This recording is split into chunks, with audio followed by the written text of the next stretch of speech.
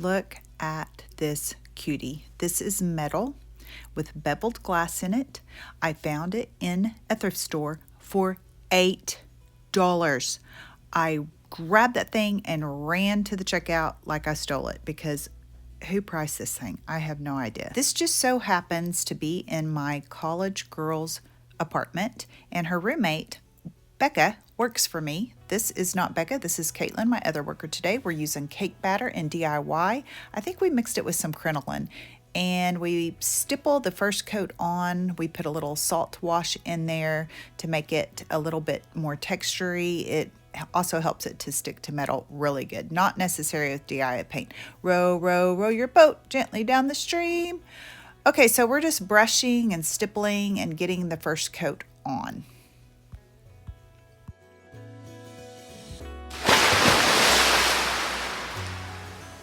Needed some cute content. So here we go. I didn't like that color, so I changed to Queen Bee in the DIY paint. I love it. Look at that. So they're both good, but I just wanted brighter for actually, I think I asked my girl and she said, no, I want the Queen Bee instead of the cake batter. So whatever. Here we go with the Wander Iron Orchid Design Transfer. Guys, if you haven't used the transfers, they're so fun. This is the deal. You can put these on fabric, you can put these on wood, you can put these on glass, mirror, metal, all the things. On glass and metal, you do not have to have it pre-sealed or prepped. So you just cut it, and this is the deal. You kind of hoover over where you want to put it, but you have no grace on glass, mirror, or metal. It will just suck it down. So kind of just hoover over without really touching it and get it in position, and then you lay it down and you just rub it gently until it's pretty, and then you put the stick that comes with it up and down motion. See how I'm doing? See how it's releasing? You can kind of tell how it's releasing, and that is all you do. And then you peel it off, and you will have to either seal it with wax or a water-based top coat, except on metal and glass, you do not have to seal it. It's great. Most of the Iron Orchid designs have a little bit of a distress look, so it's kind of forgiving on most surfaces. This particular transfer, you'll see the flower I'm working on, it's kind of a translucent-y type thing. Honestly, that part of the transfer doesn't look great on all things, so kind of hold it up over your project and see if the colors will pop without the backing on it. When I am working on frames or even a piece like this, a lot of times I like to let the flower or their image go on the frame and then onto the glass or whatever project is inside the frame. I love how that looks. Even if I'm working on a piece of wood, I like to let the leaves or whatever image wrap around the curve of it. It looks really good. So don't forget to try that. But I didn't have this piece sealed yet, and it has to be on water-based seal so that it doesn't eat through, and if you put it over wax, it will not stick.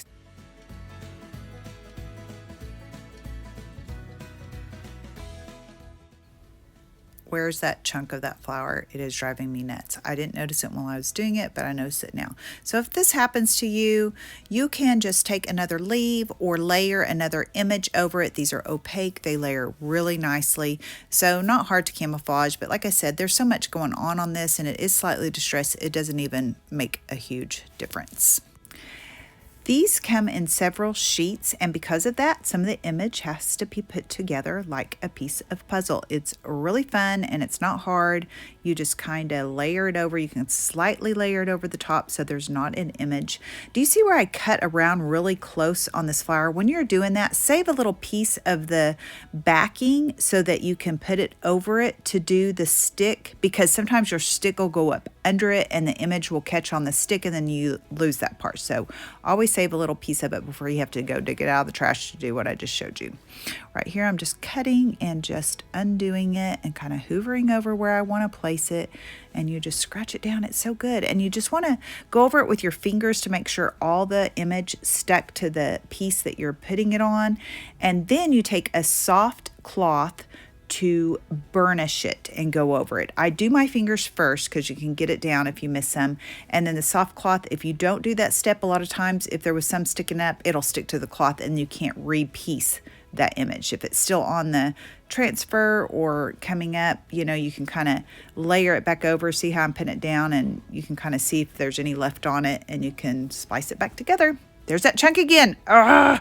Get it, girl. Get it. Layer something over it. Nope, I don't. As I'm watching editing, I just leave that thing there. So that's okay. Here we go. See how fun it is to layer that? It's really easier than you think.